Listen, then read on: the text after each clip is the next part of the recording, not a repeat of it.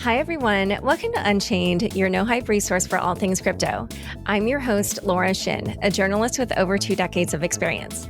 I started covering crypto 5 years ago, and as a senior editor at Forbes, was the first mainstream media reporter to cover cryptocurrency full-time. Subscribe to Unchained on YouTube, where you can watch the videos of me and my guests. Go to youtube.com/c/Unchained podcast and subscribe today. Crypto.com, the crypto super app that lets you buy, earn, and spend crypto, all in one place. Earn up to 8.5% per year on your BTC and more than 20 other coins. Download the Crypto.com app now to find out how much you could be earning. Today's topic is the potentially brewing fight over self-custody and privacy in the crypto space. Here to discuss are Jake Chervinsky, General Counsel at Compound Labs, and Kristin Smith, Executive Director of the Blockchain Association. Welcome, Jake and Kristin.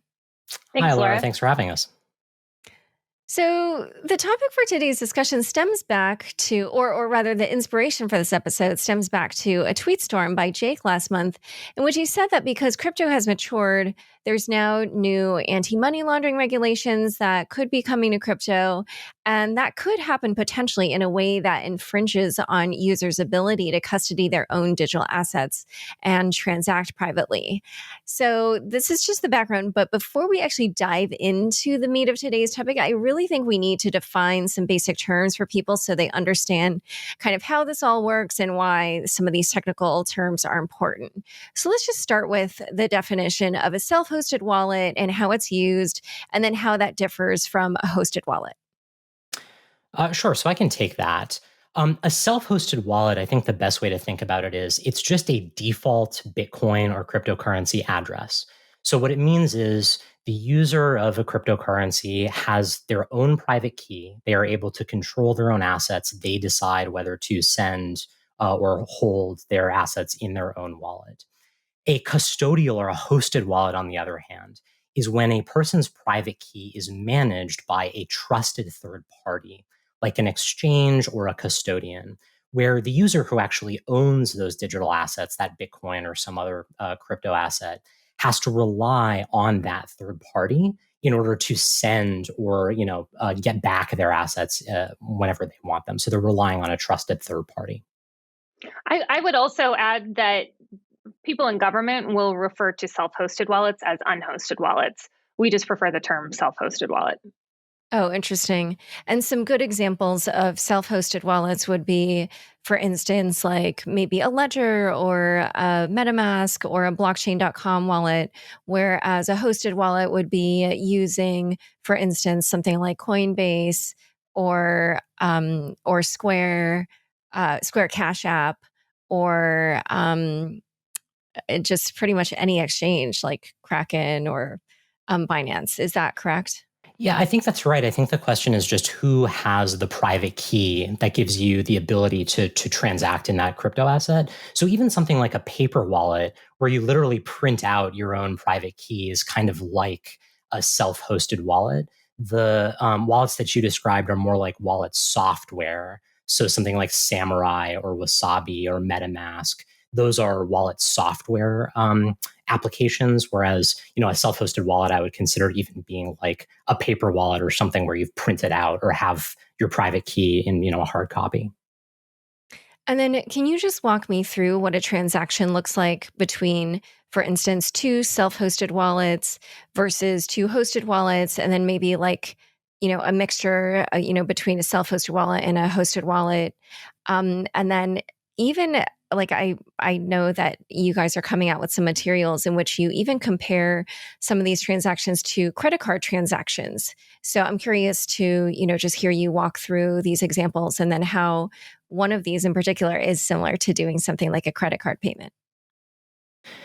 Yeah, I think from the user's perspective, it will feel fairly similar. So when you conduct a transaction using Bitcoin or another digital asset, what you do is you specify 2 pieces of information.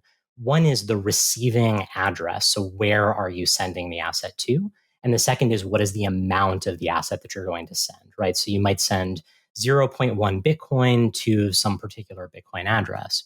The difference is with a self-hosted wallet, you will sign the transaction yourself using your software, and you will upload that transaction to the Bitcoin mempool, where it can then be mined by a miner, added to the blockchain, and then the transaction will be validated.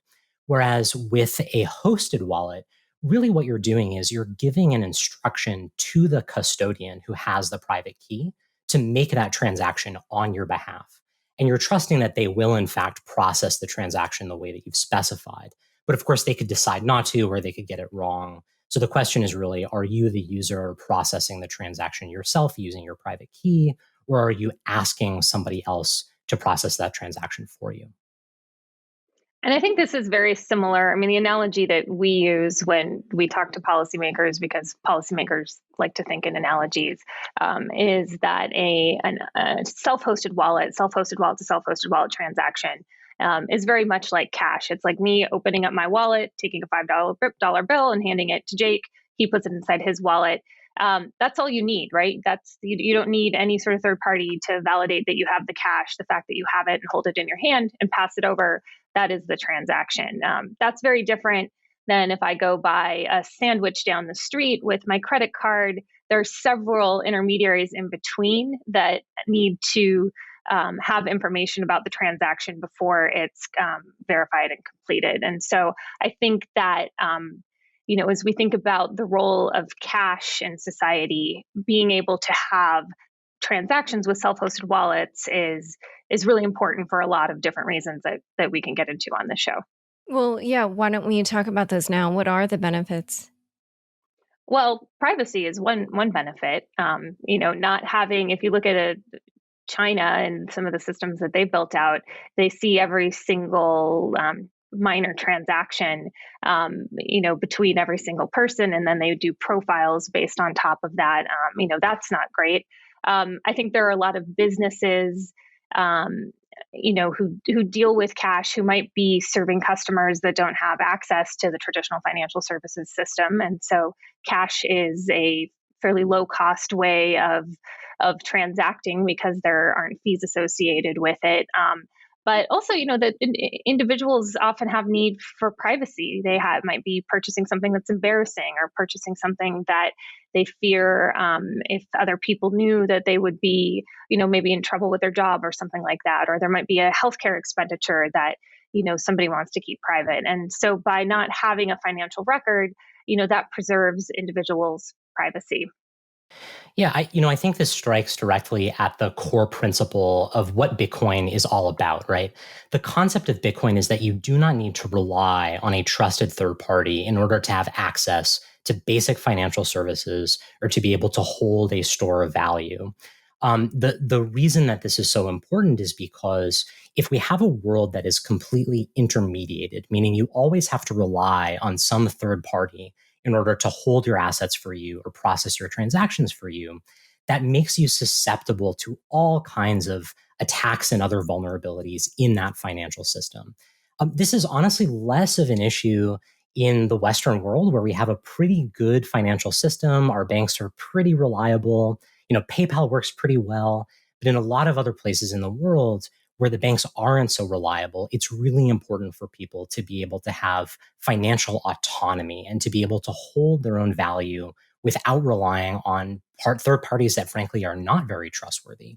And the other aspect of this is not having to rely on those intermediaries is simply what makes this technology better than the legacy financial system, right? So if you want to send a transaction to somebody else on the other side of the world, you don't have to wait for the banks to open. You don't have to go through the many different layers of intermediaries that it requires to process a wire transfer, for example. You don't have to pay those transaction fees. All of this depends on people being able to control their own assets and not having to rely on those intermediaries in the process. So this really is the core of what Bitcoin is all about and what we're doing here. And so I actually also, before we continue on discussing this, just want to ask about a few nuanced types of transactions involving, hosted/self-hosted wallets. So what does it mean when we have a company like Coinbase that typically offers hosted transactions? What does it mean when they offer something like a self-hosted wallet? Basically, what it means is they're providing software that a user can use to hold their own assets. And the user will not have to rely on that trusted third party like Coinbase or somebody else in order to process those transactions. So basically, what that means is the user is the only one who has the private key that gives them the right to control those assets. Whereas in the hosted wallet context, a third party has the private key. Maybe they exclusively have the private key, and the user is simply relying on them, depending on them, trusting them to do what the user says. So the difference is all about who has custody and control of the assets. And then just to also sort of fill out the universe of different types of crypto transactions. So we did mention exchanges as being another example of a place where you would be transacting in a hosted way. And then what about with OTC brokers, over-the-counter brokers? Would those be considered transactions using a hosted wallet as well? And if so, how do the privacy levels differ with those transactions versus at a hosted wallet, or are they exactly the same? It depends on the broker. There are OTC brokers who do it different ways. Some of them do have hosted wallets, and if you're a client, then you have to actually deposit your crypto with them, so they will actually control the private keys, and they'll be the ones who process the transactions when there is a trade between their customers. Some of them are non-custodial, so all they're doing is matching up buyers and sellers, but then the buyers and sellers are processing the transactions themselves. So it depends on how the OTC broker does it. There are multiple ways of doing it. Okay, so then let's now draw out the picture of what compliance and or regulation looks like for transactions in the traditional financial world, just so people get a picture of what it is that you're saying may come to the crypto space. If somebody does a transaction using a third party in the traditional financial world, such as a bank or a stock exchange, what kind of compliance or regulatory activity takes place around those transactions? Yeah, so there are a couple different things, and Jake, you can add to this list. But most importantly, traditional financial services have know your customer requirements. So anyone who has an account with that institution would have to fill out information about themselves. Also, when you're going through between the world of cash and getting into a traditional financial institution, there are reporting requirements and limits around how much cash you can move at different times. So the government will have an insight into when you're trying to get in and out. And all of this sort of stems from the Bank Secrecy Act, which is the purpose of which is to give the government insight into what transactions are happening, so that they can go, pursue illicit activity in that space. But Jake might have some additional items to throw in. That's exactly right. And I mean, just to give the sort of the legal side of this, the institution that the customer is using to process the transaction is known as a regulated financial institution that is required to have an anti-money laundering AML compliance program. And for most purposes, the AML compliance program will include usually 5 different elements.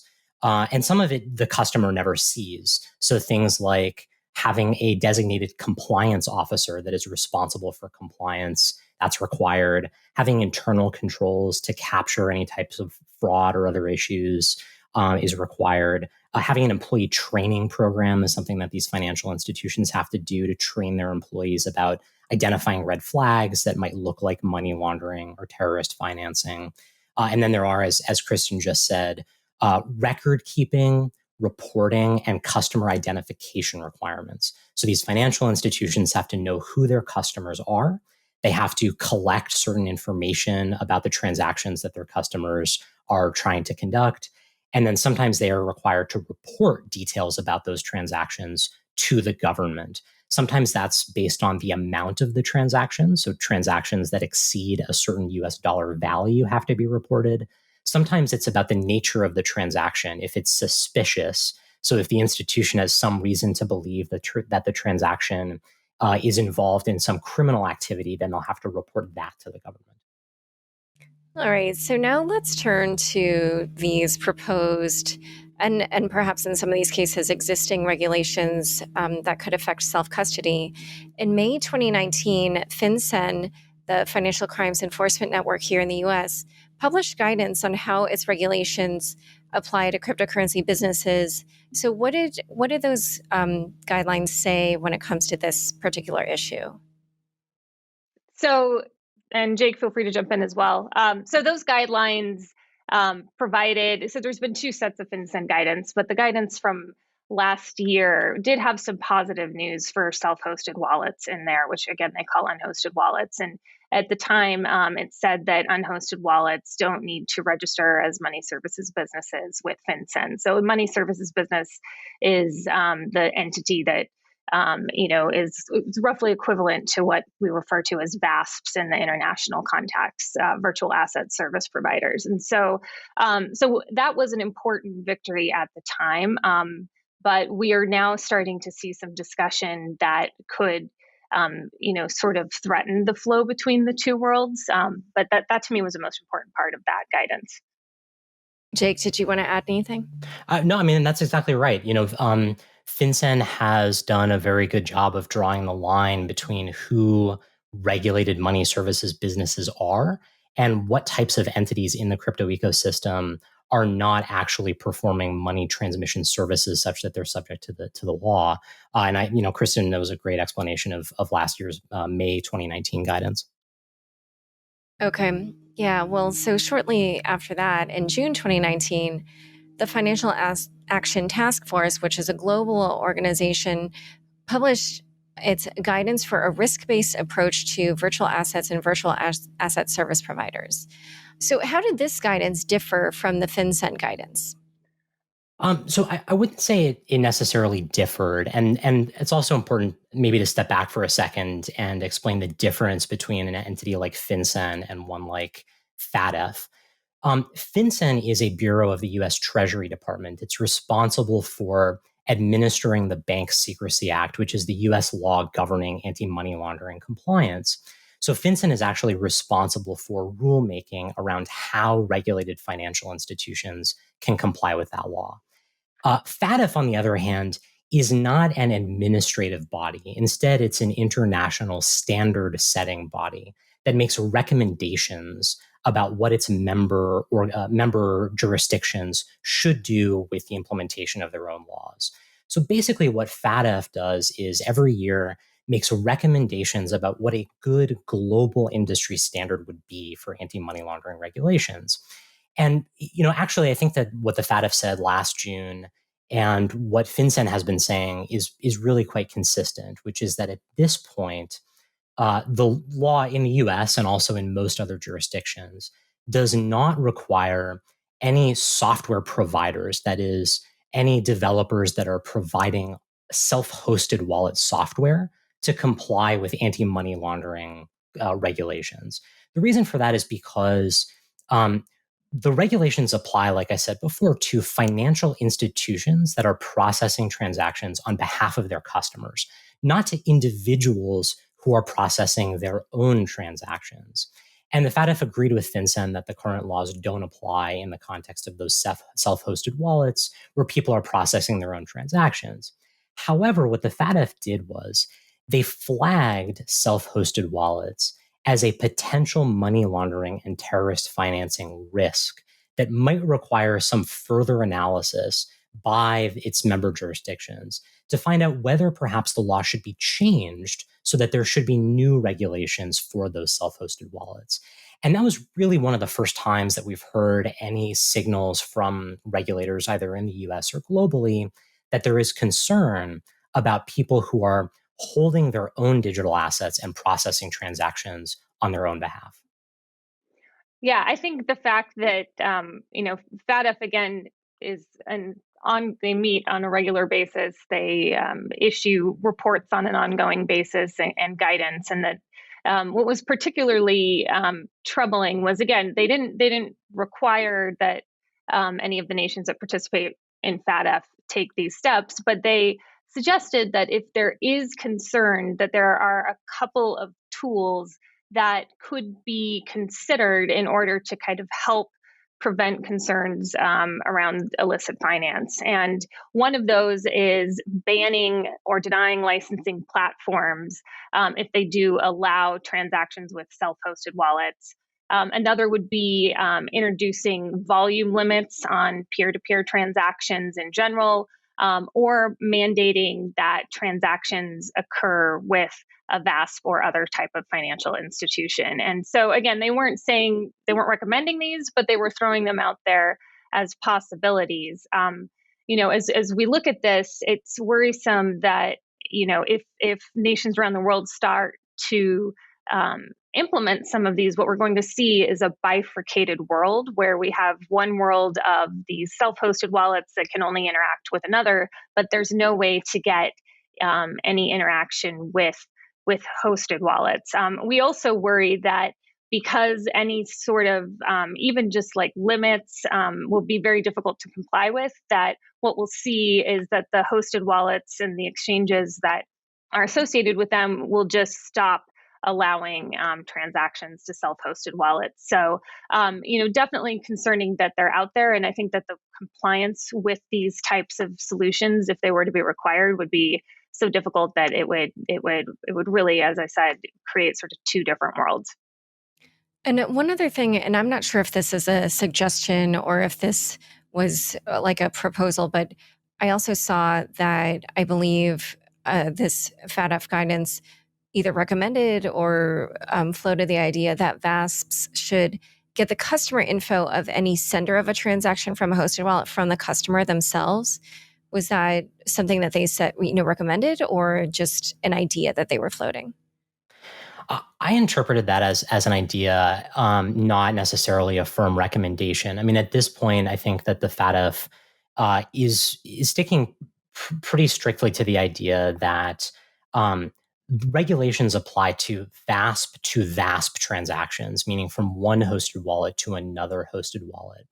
And the idea is that VASP should understand who owns these funds, where they're going, who they're being sent to, where the funds originally came from, what is the purpose of the transaction, to the extent that they can determine that, so that they can comply with those reporting requirements we were talking about before, right? If there is some suspicious activity, so that the VASP can report that to the right authority.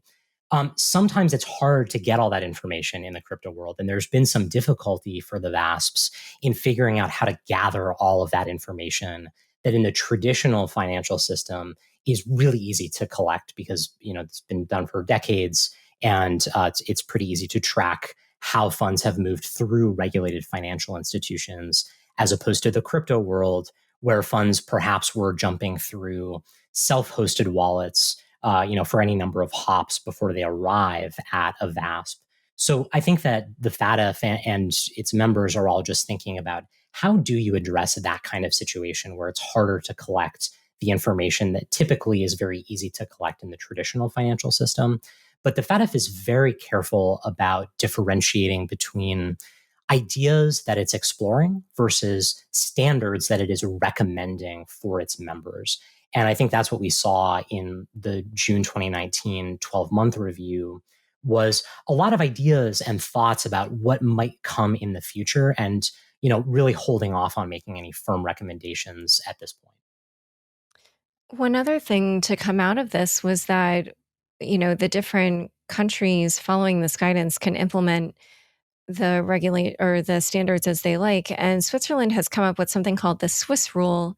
How does the Swiss rule differ from how most countries are implementing the FATF guidelines? Yeah, so I'll not to hog the limelight here, but I'll take the first shot at that. Like I said, in general, AML regulations only apply to transactions between regulated financial institutions. The Swiss rule goes further than that. The Swiss rule basically says we are going to require financial institutions not only to collect information about transactions between customers' accounts at regulated institutions, but also customers' transactions with self-hosted wallets. So what the rule says is, in order for a financial institution to allow a withdrawal of crypto to a self-hosted wallet, or to allow a deposit of crypto from a self-hosted wallet, the institution must verify the beneficial owner of the self-hosted wallet. And to sort of step out of the legalese and tell you what that really means, what it means is if I am a customer of one of those financial institutions and I want to send some Bitcoin from my account at an exchange to my Ledger hardware wallet, I would have to prove to the exchange that I am actually the owner of the Ledger hardware wallet that I want to withdraw those assets to. And the problem is, it's really hard to prove that my Ledger hardware wallet belongs to me, right? What am I going to do? Show a receipt that I purchased it, send a picture showing that it's still in my possession, I didn't give it to somebody else. So this has become a very complex and difficult standard to meet. And the result of that is, in essence, at least as I understand it, Swiss financial institutions have simply refused to allow any transactions with self-hosted wallets because it is just too complicated to figure out how to comply with that rule. So at this point, we have this bifurcated market that Kristin mentioned in Switzerland, where you have some crypto on exchanges or with custodians in this regulated financial institution world. And that crypto can move around between those financial institutions, but it can never move off of that walled garden into a self-hosted wallet. And similarly, any crypto that is in sort of the self-hosted world, right, that people have self-custody of, that they're moving around through their own transactions on the blockchain, they can never get those assets into the financial institution world. Yeah, that somehow seems untenable to me, but I'm not a regulator.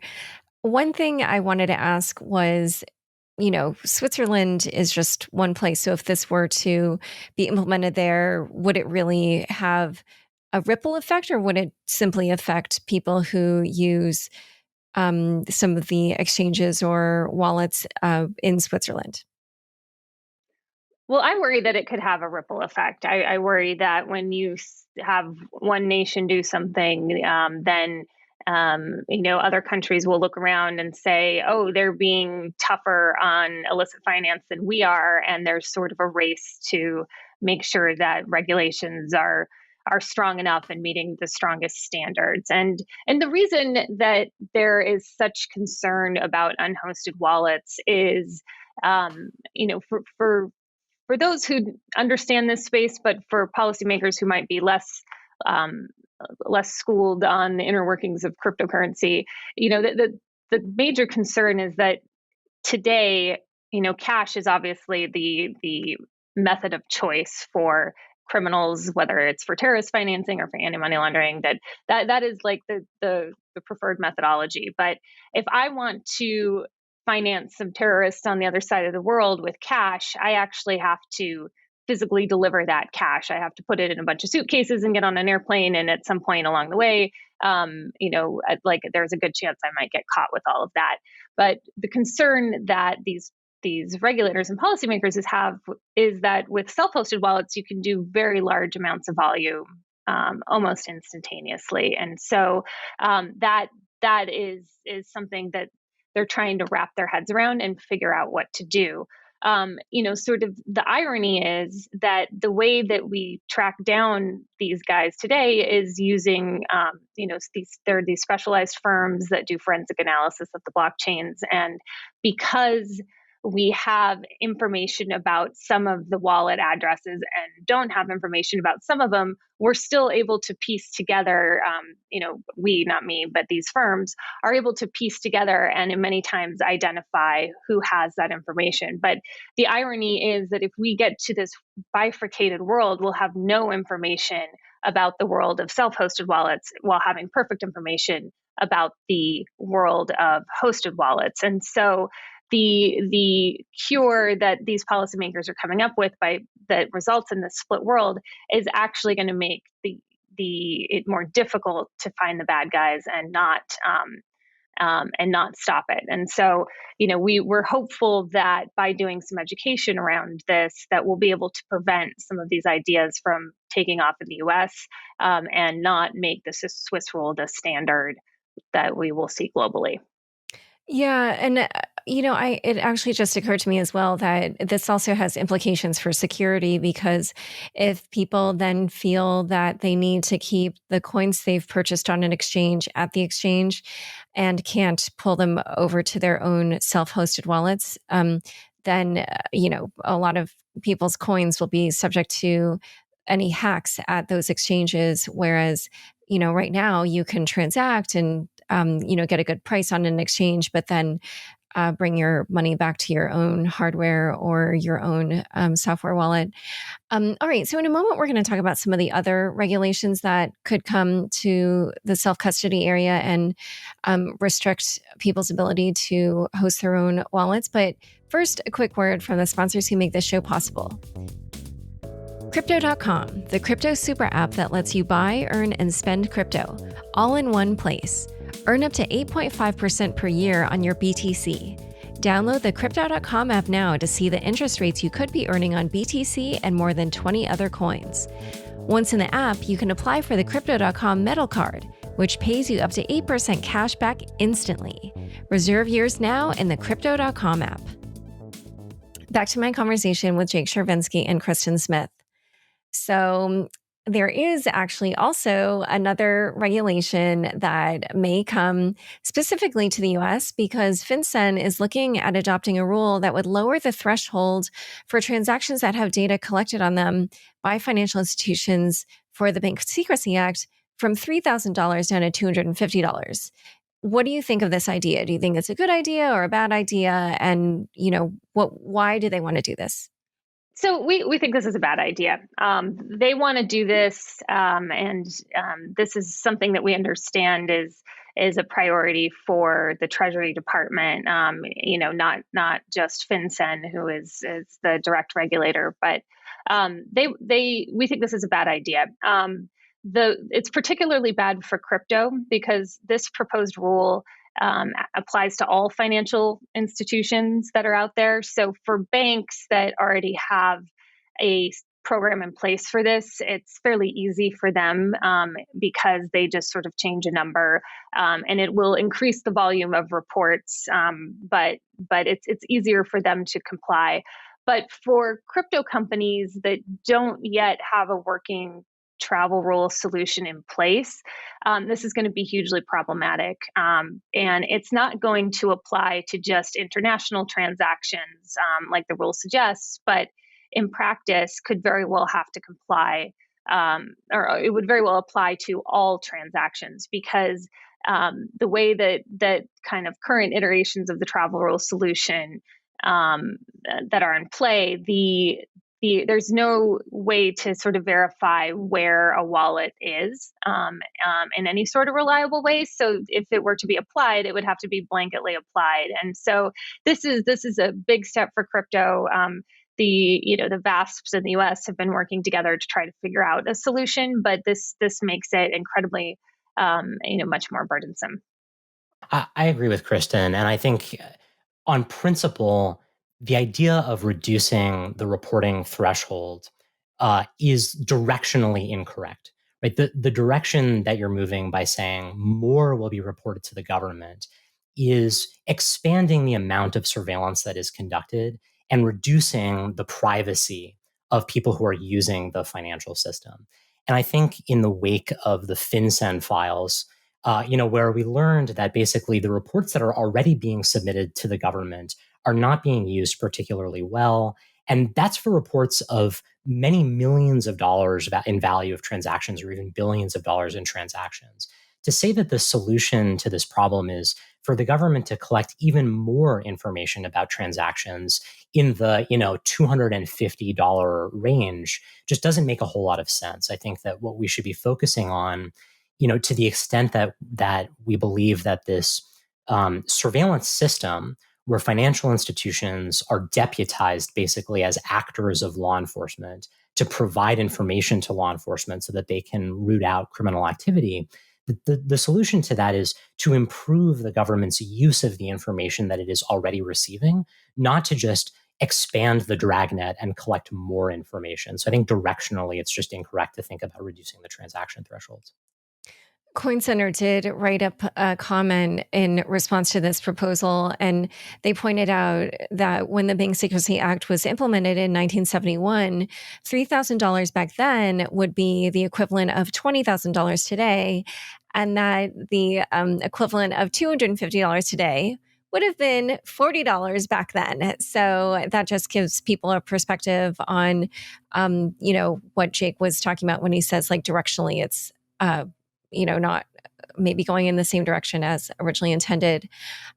So, I just want to get the lay of the land here. How likely is it that you think these regulators, and I understand, we're talking about, US and some of these are international and stuff, but right now, which way is the wind blowing? Do you think it's likely that these regulations will be implemented, or do you feel like regulators kind of understand what the downsides are? I mean, I think a lot of it's going to depend, at least in the US, on who we have leading the Treasury Department in a Biden administration. And we've seen various names thrown about. I think that it's going to be not just the secretary, but the undersecretary who deals with issues of terrorist financing and illicit finance. I think that a lot of it will depend on those personalities. But the FinCEN has issued this NPRM notice of proposed rulemaking. There are lots of ways for that to slow down and not necessarily be become an actual rule. But I think it's great that Coin Center was so quick. Peter is amazing at pumping out these letters to FinCEN. We're working on a response at the Blockchain Association that provides some data that shows how burdensome this rule would be towards crypto. But I also think importantly, when you do these proposed rules, the regulatory agency is required to do a cost-benefit analysis. And if you look at the cost-benefit analysis that FinCEN provides in the rule, it shows the cost to banks, which are just one category of financial institution that already have this infrastructure in place. It doesn't take into account sort of the non-bank financial institutions, but more importantly, it doesn't take into account individuals that are going to have all of their information about their small transactions reported, to government officials. And so, we have been in discussions and are working on getting a grassroots website up and running. And we don't have that quite yet, but we should have that in time for individuals who want to comment on it from, sort of a personal privacy and liberty standpoint. All else being equal, the trend is toward more regulation, not less. So I think if we do nothing, then we should expect there to be more regulation in any number of different ways. It might be reducing transaction limits for currently regulated financial institutions. It could be expanding the definition of those regulated financial institutions so that more folks are captured under the AML compliance obligations. It could be expanding what the regulated financial institutions are required to do. For example, the Swiss rule, where you're adding a new obligation to do some due diligence or compliance around transactions with self-hosted wallets. I think all of this is on the table. I do not think it's inevitable.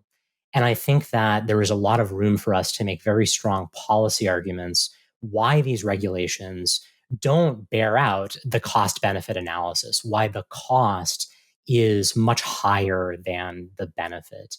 And going back to the FinCEN files, I think what we've learned from that is collecting more information is not necessarily a benefit to law enforcement.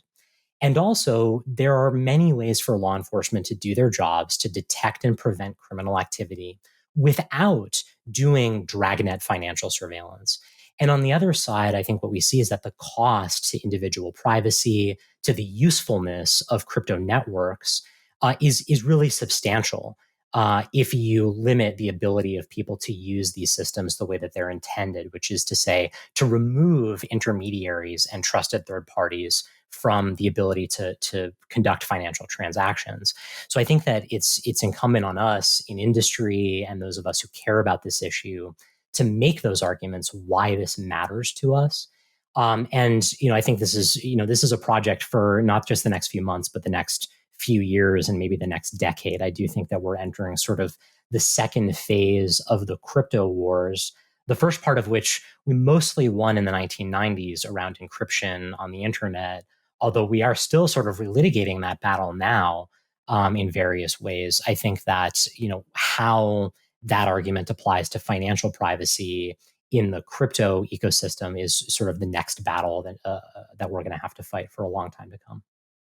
And when you said earlier that you felt like there were other ways that regulators could achieve these goals without doing this kind of dragnet surveillance, what are some ideas that you have? Yeah, I think that we need to have an open dialogue with law enforcement about what they need to do their jobs.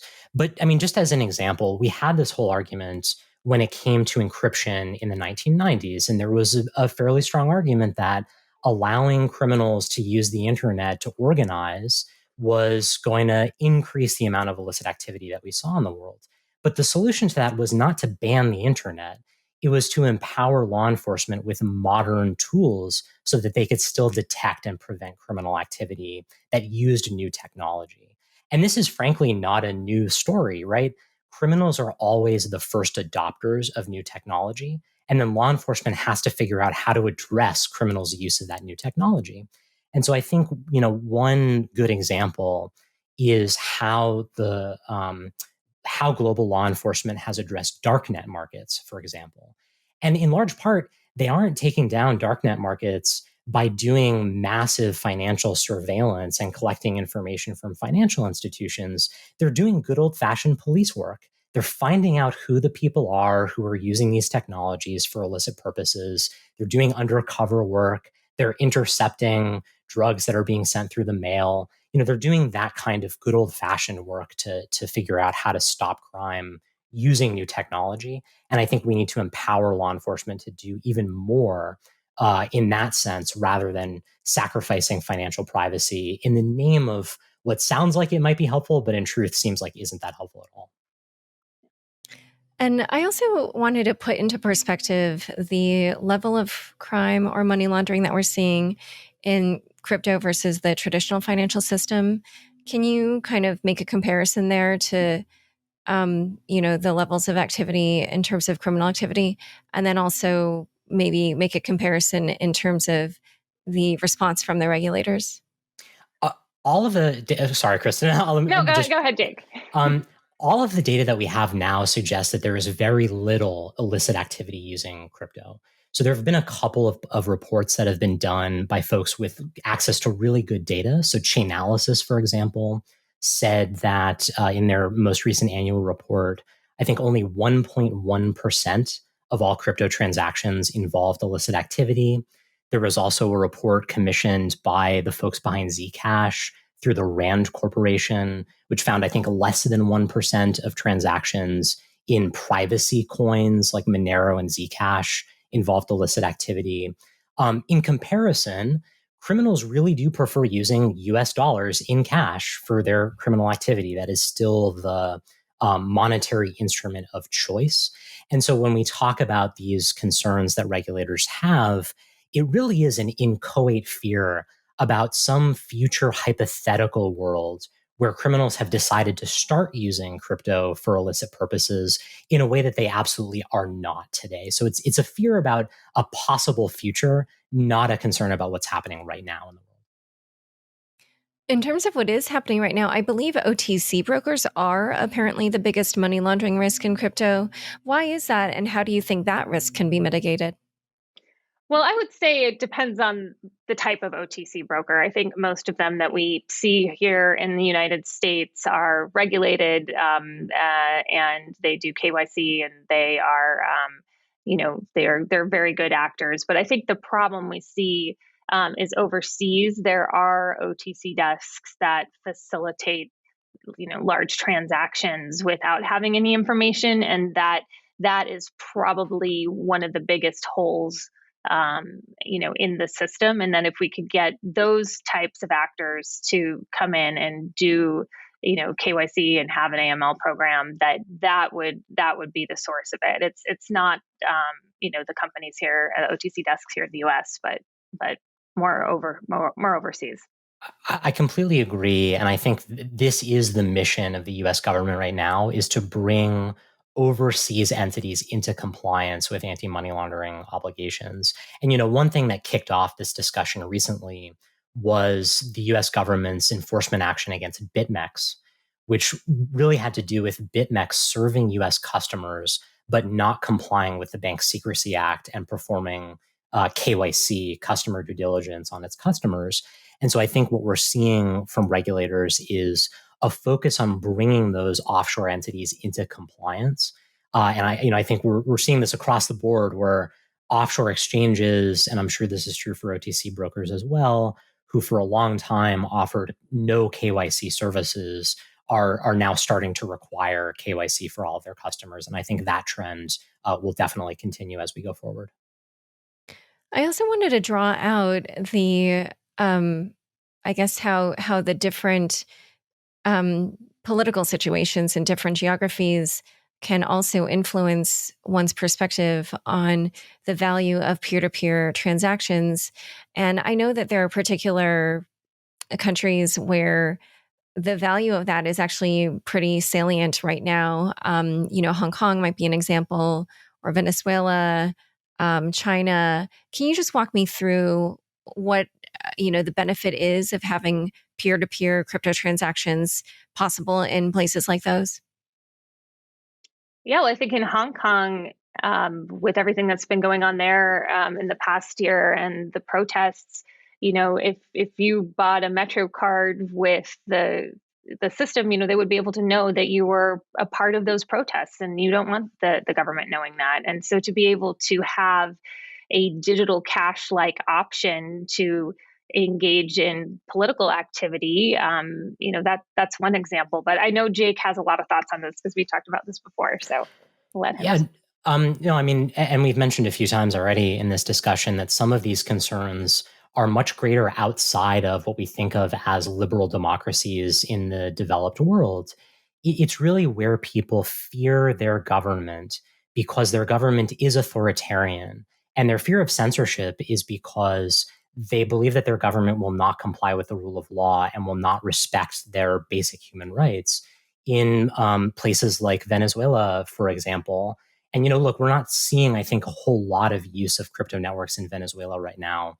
But in places like that, you can imagine the argument for financial privacy and self-custody being much more important, where if you are the opposition party and you're making legal arguments against the ruling party, and the ruling party's response to that is to deplatform you or to cut you off from access to the financial system so that they can defeat you not through, a democratic election, but rather through wielding their power to crush the opposition.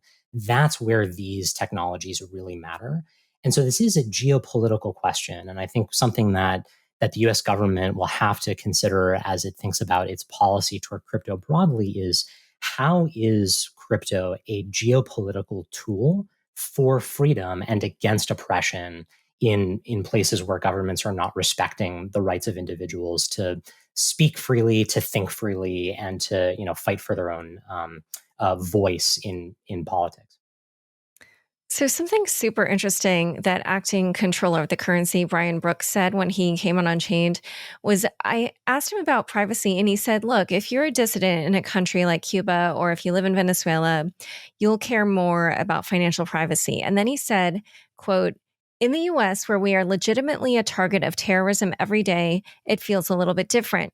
Yes, there are some things we would probably rather buy privately, but as a society, we seem to have made the judgment that the threat of people using our financial system for illegal, even terrorism purposes is sufficiently tangible that we need to protect against that and thus give up some of our privacy in favor of that. Do you agree that this is how Americans should feel? And do you also think that this then justifies the US having more regulations and less privacy? Well, I think that's what makes this a policy issue and something that needs to have the debate of elected officials as opposed to just regulators. But, I think, Brian Brooks is right. There has been a trade-off that has been made here. And the problem that policymakers have is once they tend to get going in a direction, it's very hard to reverse that. And so I think that yes, somewhere along the line, we decided to hand over our financial privacy. And I think that we're now seeing with this FinCEN rulemaking that that's only going to increase. And nobody wants to be, the congressman that says, hey, well, we've got enough, and if we don't do more, then people will, there will be more threats and more people will be hurt. I mean, and this might be a politically unpopular thing to say, but I feel like it's sort of with coronavirus, right? Like, yes, if everyone stayed inside their house all day for 6 months, it would all disappear. But at the same time, there would be, negative consequences of that, right? Like no one would go to the gym. There would be mental health problems. There would be suicides as a result of that. So all of these decisions that are made are policy trade-offs. Like that's what makes policy interesting, right? You have different interests that needs to be balanced. And what I worry is that the voice of the individual in all of this is just kind of taken it to be, a foregone conclusion that this is how it has to be and that we have to give up these things. But I think that now, I think crypto entering in this space is an opportunity to revisit these questions and to educate individual users. At the Blockchain Association, we represent companies, right? But I think there are a lot of individuals who should also care about these decisions. And, I think that this is something that I know Jake and I hope we can get more people involved in and talking about, because we should be having a much more open debate about this topic. I think people care very deeply about privacy here, actually. And I think that, yes, it's a trade-off, and it's important to remember this isn't all or nothing, right? I don't think anyone is advocating that every single financial transaction should be anonymous and no one should ever be able to know anyone who spends anything anywhere, right? That's sort of an extreme view that no one is advocating for. I think what we advocate for is having the option to have anonymous transactions where it is appropriate. There are some things that we simply do not want to be known by everybody in the world, right? Just imagine a world where every single person, all of your neighbors and friends and family and business associates knows every single dollar that you spend everywhere and on what at all times. That is not a world that we want. And that's why we have cash. And that, I think, is why, as a policy matter, we are very committed to having cash. We're not trying to move to a cashless society. And the question is, why would you treat physical cash, paper cash that we're used to, any different from digital cash? Right? It doesn't mean that every single transaction will be done in digital cash, but what it means is that there should be an option. But also, as I said, I think that people do care very deeply about privacy here. And we see that in the form of new privacy laws, like the recent law passed in California, that does give people much more control over personal information that is collected by the businesses that they patronize. And so I do think that this is an issue that is going to get worked out for a very long time. But I'm imagining that candidates for elected office will have to be responsive to the interests of their constituency, and people are very concerned about protecting their privacy. Last month, the DOJ's cryptocurrency enforcement framework labeled anonymous transactions, quote, as a high-risk activity indicative of possible criminal conduct. What do you think that statement means for the future of privacy coins such as Monero and Zcash? I think it's a challenge for them, right? And we work very closely with the Zcash guys, and I think they've been very thoughtful in their approach, and we're continuing to figure out the right way. But I think, as we saw yesterday, Shapeshift delisted Zcash. Having that report out there is problematic because that is sort of an identifiable step that exchanges could choose to take, and I think that is a huge step backwards towards maintaining financial privacy, and something that I think is going to have to come to a head in a larger public policy debate in order to correct that. Yeah, Laura, you had Jesse Liu on to talk about the enforcement framework, and it was a fantastic conversation. So I would highly recommend everyone listen to that to get more context for what the enforcement framework means. Yeah, and just so people know, she was the former district attorney for Washington, D.C. Yes, and she was a nominee to be Undersecretary of Treasury for Terrorism and Financial Crimes. So she knows more than anybody about this subject. And I would echo what she said, which is the enforcement framework was a clear message from the Department of Justice that they have a fundamental concern with anonymity enhancing cryptocurrencies. And when they talked about exchanges offering anonymity enhancing services or assets, what they said was that the financial institutions should consider whether it is possible to comply with their anti-money laundering obligations while offering those cryptocurrencies. Not, how they can best mitigate risk or something like that. They literally said whether it is possible. And to translate that into sort of DC speak, what lies behind that, reading between the lines, is they don't think that it is possible. And it was a message, I think, to financial institutions, to exchanges and custodians, that they should not be offering those assets. And I think that's what motivated Shapeshift, which is run by a CEO, Eric Voorhees, who is, I think, very deeply committed as a personal matter to financial privacy, to decide that it was just too risky to offer those assets. So I think that this is an issue that is going to be debated for quite a while. Yeah, I have to say I find that surprising simply because both of those cryptocurrencies do come with viewing keys that could be used to show regulators the particulars of those transactions, which means that they sort of have something built in to comply with existing regulations. But apparently that's not enough. So we did touch briefly on the upcoming administration, but I want to dive into it a little bit more. Gary Gensler, this former CFTC chairman, has been tapped to head up the financial policy transition team for the upcoming Biden administration. And I wondered if you consider that a positive development for crypto. And you did mention some of the key appointments that you were looking at. And I wondered if there were any names of like who would be on your wish list. Yeah, no, I mean, I think that having Gary Gensler is positive. He, teaches a course at MIT on blockchain and crypto, and has a very good understanding of how the technology works. And I think that having him in the mix is comforting. If you look down the list, sort of without naming names, there are some additional advisors on that list. When I saw that. When I saw that upon its release, I was a little bit worried that some of those might not be in the best interest of crypto. But I think having Gary at the top is good. I think for Treasury Secretary, that's really going to set the tone, and then all of the undersecretaries will stem from who the Treasury Secretary is. And I think there are several names in the mix: Lael Brainerd, Janet Yellen.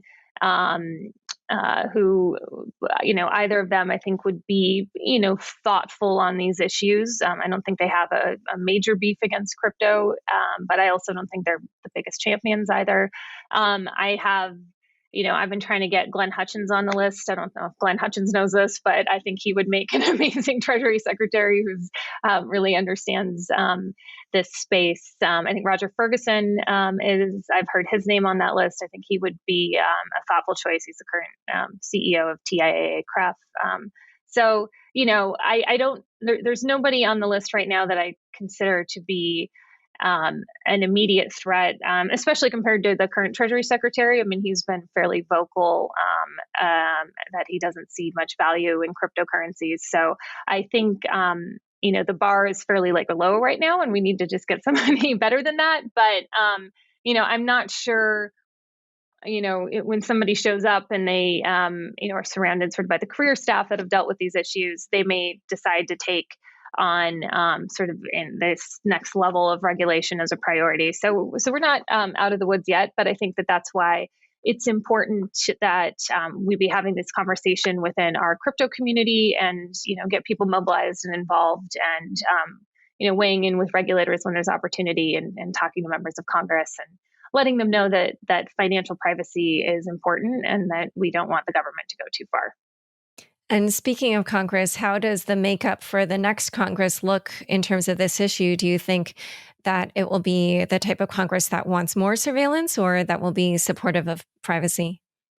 I think that I don't think Congress will do too much on this. I do think that the House is, going to be controlled by Democrats. They tend to be in favor of more regulation, and the makeup of the House Financial Services Committee has traditionally sort of pushed for more. In the Senate, the current chair, Mike Crapo, Senator Crapo, of the Senate Banking Committee, he is a huge privacy advocate. Now, he is no longer going to chair the committee because he's going to move to the Senate Finance Committee, and so likely we'll have Pat Toomey. But I think the leadership on the Senate Banking Committee, as a general matter, tends to value privacy, and so that actually might be sort of two good sides of the coin that could lead to a good policy in the middle. I mean, what you don't want is just sort of one opinion coming in and not having the debate and determining what the trade-offs should be.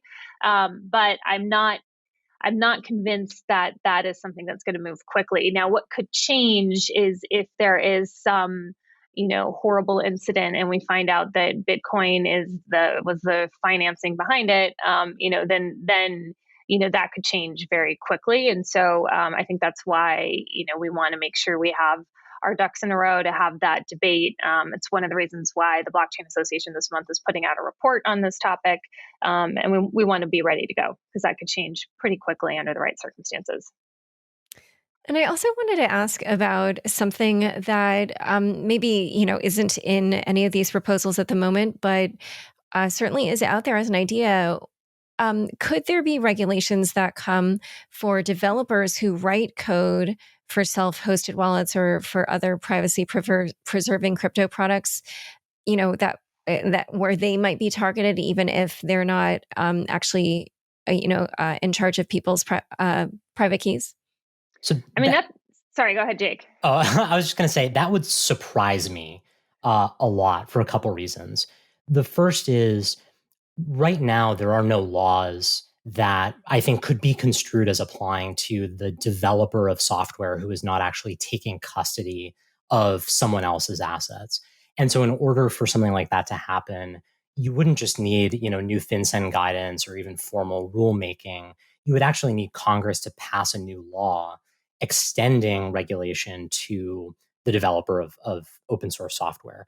I think it's very hard to imagine that happening for political reasons. I think it would be strongly opposed and very broadly opposed because there really aren't laws restricting the development of open source software in any context, let alone in the financial context.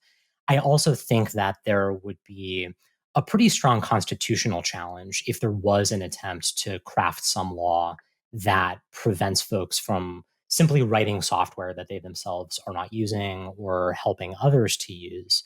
And I know this is an issue that Coin Center works on a lot, and in particular, Peter Van Valkenburg, who dives into the First Amendment right to freedom of speech of developers. And I think that if there was an attempt to pass a law like that, there would very quickly be any number of constitutional challenges. And so I don't expect anything like that. Even on the administrative level, FinCEN has been, as I said before, very careful to draw the line between service providers who are actually taking custody of assets belonging to others and then providing some service, whether that is money transmission, right, sending those assets to some other person or location, or mixing services, right, providing some level of anonymity for future transactions. FinCEN has really distinguished between those service providers and mere software providers who FinCEN says are not subject to the Bank Secrecy Act. And it would really shock me if that changed. I do think, though, we could see the idea floated in Congress. There's a lot of crazy bills that are introduced that don't go very far. So it wouldn't surprise me if, a Brad Sherman or somebody like that, comes in and throws something in the hopper, to get that idea out there. But yeah, I agree with Jake. I think that there would be a challenge. And if something like that happens, we would fight that tooth and nail, obviously. That would be a major problem for not just crypto, but, for the entire internet. Yeah, and as a reminder for people, Brad Sherman was the congressman who proposed, I think, banning Bitcoin and other cryptocurrencies. So just to jog your memory, And then the last thing I want to ask about was, so, everything we've been talking about is how these proposed rules affect, these wallets. But the fact is that wallets can contain other things besides money. For instance, with, Filecoin or with this whole NFT trend, they could contain documents or they could contain art. So how could these potential rules affect those types of situations?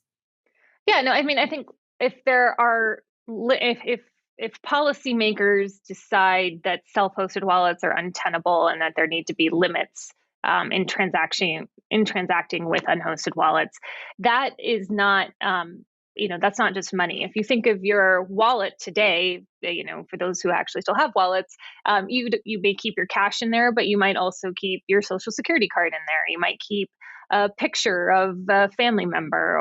You might keep your identification in there. Similar with a safe, you could have some valuable items, some jewelry, some things of that nature. Self-hosted wallets, can host many different kinds of crypto-based assets, that if those types of limits were to be put in place, they could very well extend to wallets that host, other types of assets. And so it would really have, I think, a ripple effect across all of the crypto industry. And that is, I think there's so much potential with Web 3.0 applications of cryptocurrency that we're just starting to see, like such as Filecoin and others, that we wouldn't want to cut off this whole part of innovation that again is in the early stages, that in an effort to go after terrorist financing. Yeah, and this is actually one of the two subjects of FinCEN's notice of public rulemaking. So we've talked a lot about lowering the reporting transaction threshold down to $250. That's one aspect. The other is clarifying the definition of money, basically, under the fund's travel rules. So what types of transactions are subject to these reporting requirements?